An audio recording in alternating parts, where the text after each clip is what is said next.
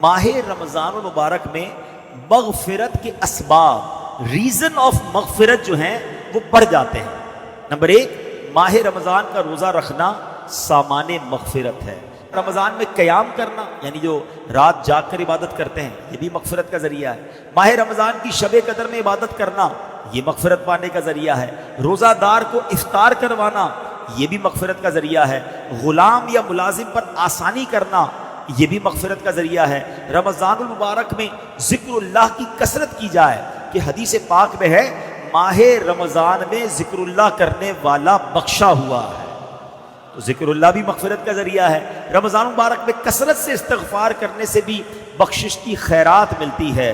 اللہ اکبر، ذرا سوچئے، اتنے سارے ریزن، اتنے سارے اسباب ہیں ماہ رمضان میں، یعنی رمضان تو ہمیں بخشوانے آ رہا ہے، ہم پر مہربانی کی جا رہی ہے، ہمیں چانس دیا جا رہا ہے کہ اے میرے گناہگار بندو، وہ مہینہ آنے والا ہے کہ تمہاری بخشش کے لیے ہے، تو ہمیں ماہ رمضان میں خوب عبادت کرنی ہے۔ اے میرے پیارے اسلامی بھائیوں، ماہ رمضان میں اب جب مغفرت کے اسباب ہم نے سنے نا، تو ہم نے کیا کیا کرنا ہے یہ ذرا غور کریں۔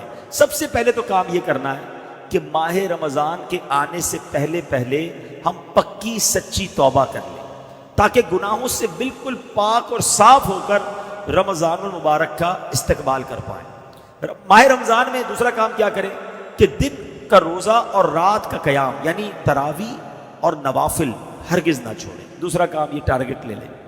تیسرا، نفس امارہ کی خواہشات کو روکنے کی بھرپور کوشش کریں، کیونکہ شیطان تو بند ہوتا ہے لیکن ہماری عادتیں ہمارے ساتھ لگی ہوئی ہوتی ہیں، تو ہمیں اس میں ان عادتوں کی وجہ سے جو گناہ کی عادت ہوتی ہے نا، ایک سوال کیا گیا علماء سے کہ حضرت یہ ماہ رمضان میں تو کہا جاتا ہے شیطان بند ہوتا ہے، بندہ پھر گناہ کیوں کرتا ہے، پھر غلط کام کیوں کرتا ہے؟ تو بڑا پیارا علماء نے جواب دیا کہ سائیکل پر پیڈل مارو، مارتے رہو تو چلتی رہتی ہے، پھر اس کے بعد بہت سارے پیڈل مار کے روک دو، پھر بھی کافی دیر تک چلتی رہتی ہے۔ فرمایا 11 مہینے شیطان نے اتنے پیڈل چلا دیے ہیں کہ باقی ایک مہینے کی بندے کی گناہوں کی سائیکل ویسی چلتی رہتی ہے۔ تو سائیکل رکے گی کیسے جب بریک لگاؤ گے؟ تو گناہوں کی عادت پر بریک لگانا ہے رمضان میں۔ ابھی سے تیاری شروع کر دو، یا رمضان میں فلمیں نہیں دیکھوں گا، رمضان میں گناہ نہیں کروں گا، رمضان میں جھوٹ نہیں بولوں گا۔ ابھی سے چھوڑو نا بھائی، رمضان کا کیوں انتظار ہے؟ ماہ رمضان کے استقبال میں گناہوں کو چھوڑنے کی ہمیں عادت ڈالنی چاہیے۔ اچھا، ماہ رمضان میں ایک اور آپ نے کام یہ کرنا ہے کہ پورے دن میں تمام دنیاوی خیالات سے پاک ہو کر، سارے کاموں سے فارغ ہو کر، بے شک تھوڑی دیر ایسی رکھنی ہے جو صرف اللہ کا ذکر کرنا ہے، درود پاک پڑھنا ہے۔ ذکر اللہ والوں کی مغفرت ہے نا، تو اس کو ٹارگٹ کرنا ہے نا، حاصل کرنی ہے مغفرت۔ پھر فرمایا غریبوں اور مسکینوں کا خیال رکھیں۔ ماہ رمضان میں غریبوں پر وسعت کریں، غریبوں پر خرچ کریں، لوگوں کے ساتھ اچھا برتاؤ کریں۔ پھر ماہ رمضان میں ایک اور کام یہ کرنا ہے کہ خوب تلاوت کرنی ہے۔